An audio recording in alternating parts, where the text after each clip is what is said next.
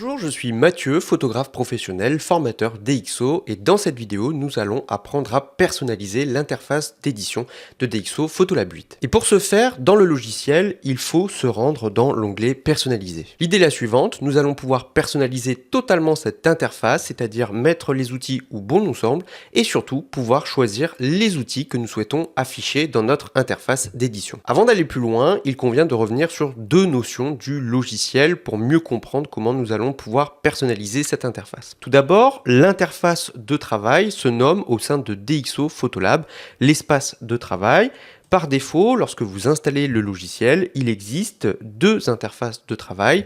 Si je clique ici sur le menu espace de travail, vous voyez qu'il y en a deux, le DxO standard, et si je clique dessus, vous voyez ici que j'ai une interface avec peu d'outils, et comme le nom l'indique, c'est un espace standard. Mais si je veux avoir tous les outils de DxO Photolab, dans ce cas-là, je vais cliquer ici sur DxO Advanced. Donc là, c'est pour un public plus avancé. Et là, vous voyez que l'espace de travail est plus complet. Ensuite, la deuxième notion que nous devons voir, c'est celle de palette. Qu'entend-on par palette dans DxO Photolab? Eh bien ici, lorsque vous cliquez sur le menu palette, vous avez tout un lot donc de palettes. Une palette, c'est une catégorie qui regroupe un ou plusieurs outils et qui est découpée en familles. Par défaut, DxO vous propose plusieurs palettes prédéfinies. Celle par exemple, ici vous voyez la palette lumière, la palette couleur, la palette détail, etc. Comment reconnaître les palettes dans le logiciel? Eh bien tout simplement, une palette, c'est ici donc une famille d'outils qui est contenue à l'intérieur ici d'une bande noire. Donc ici par exemple vous avez la palette lumière, la palette couleur, la palette détail, ici la palette histogramme, la palette déplacé zoomé, etc. Donc pour résumer ce que nous allons faire à présent, nous allons donc à terme nous créer notre propre espace de travail, notre propre interface, et pour ce faire nous allons travailler sur les palettes.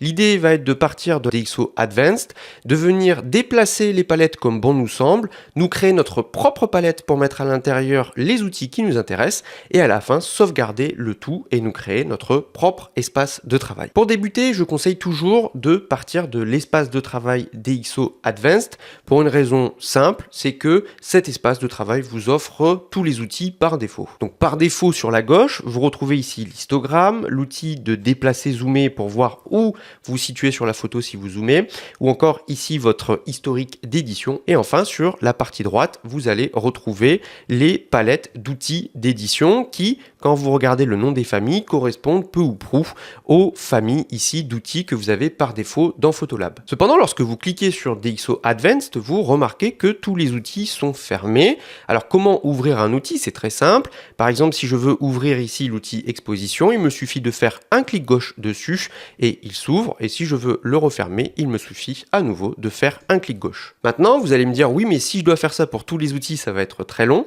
Eh bien, rassurez-vous, vous avez un raccourci. Si vous faites maintenant un clic droit directement sur l'outil, vous pouvez ici cliquer sur tout développer. Et là, vous voyez maintenant que vous avez l'ensemble des outils qui sont développés et donc qui sont ouverts. Inversement, si vous faites à nouveau donc un clic droit et que vous cliquez sur tout réduire, dans ce cas-là, tous les outils vont se fermer. Maintenant, voyons comment déplacer une palette d'outils. Pour ce faire, je vais faire un clic droit directement sur la barre noire de la palette lumière et ici, j'ai plusieurs options.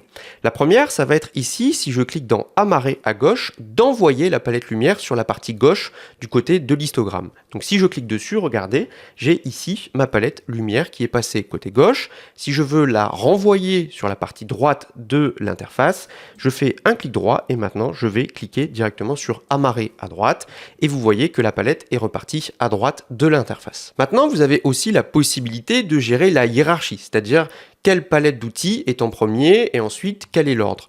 Pour ce faire, si vous faites à nouveau un clic droit, vous voyez qu'en bas, il est marqué déplacer vers le haut ou déplacer vers le bas. Si je clique sur déplacer vers le bas, vous voyez que la palette lumière est passée en dessous de la palette couleur. Si je veux la remettre au-dessus, je fais à nouveau un clic droit et cette fois-ci, je clique sur déplacer vers le haut et maintenant, la palette est repassée sur le dessus. Enfin, sachez qu'il est possible de pouvoir détacher donc une palette d'outils, c'est-à-dire de la rendre flottante. Ça peut être très intéressant. Moi, je pense notamment à l'histogramme. Vous voyez, si je fais un clic droit sur l'histogramme et que je clique sur détaché, et bien à ce moment-là, mon histogramme est flottant et je peux le déplacer où bon me semble dans ici mon espace de travail. Et puis si à un moment je veux le réamarrer pour qu'il soit fixe, il me suffit à nouveau de faire un clic droit sur ma palette et là de l'amarrer à droite ou à gauche. En l'occurrence par défaut il était à gauche, donc je reclique dessus et il est à nouveau amarré. Maintenant voyons comment nous créer notre propre palette utilisateur. Pour ce faire, il suffit de se rendre ici dans palette, de descendre et de cliquer ici sur créer une palette utilisateur. Donc là par exemple moi ce que je vais faire c'est de créer une palette avec des outils basiques, donc je vais l'intituler mes outils basiques. Je n'ai plus qu'à valider et vous voyez que ma palette a atterri directement tout en bas à droite et ici DxO me marque déposer vos corrections préférées ici. Ce que je vous conseille pour être le plus libre possible, c'est le temps que l'on se crée notre palette prédéfinie de la détacher de manière à ce que ma palette soit la plus facilement accessible possible et ensuite on va venir glisser, déposer les outils qui nous intéressent à l'intérieur. Donc par exemple dans les outils essentiels, je pourrais vouloir mettre ici l'outil exposition. Pour ce faire, je vais rester cliquer donc avec le clic gauche sur exposition et je vais venir ici le glisser, déposer à l'intérieur et je relâche ma souris. Ensuite, je vais par exemple intégrer ici la tonalité sélective. De la même façon, je fais un glisser-déposer et lorsque j'arrive à l'intérieur de ma palette, vous voyez qu'il y a deux petites barres grises qui apparaissent. Ça m'indique où est-ce que je peux le mettre, donc soit au-dessus ou en dessous. Donc ici, en l'occurrence, je vais venir le déposer en dessous. La petite barre apparaît en blanc, je lâche et ensuite l'outil se met en dessous de l'outil exposition. Ensuite, j'ajoute par exemple l'outil contraste, là aussi je vais le mettre en dessous. Cependant, et ça c'est très intéressant, vous avez le choix de manière illimitée de pouvoir hiérarchiser les outils comme bon vous semble. Si par exemple je veux placer le contraste au-dessus de la tonalité sélective, je reste cliqué donc avec le clic gauche sur l'outil et vous voyez que je viens le glisser et le mettre sur la barre entre l'exposition et la tonalité sélective.